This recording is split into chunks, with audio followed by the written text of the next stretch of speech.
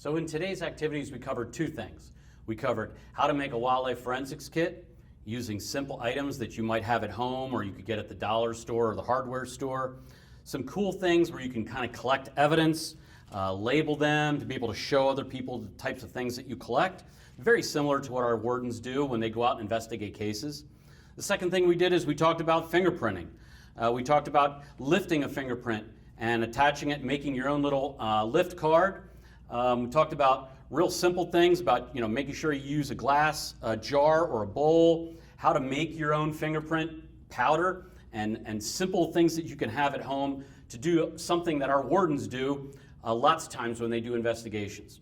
Hope you learned a lot today about making a forensics kit and lifting fingerprints, and make sure to check out our other cool activities on our Wildlife on Wi-Fi page. Thanks for listening.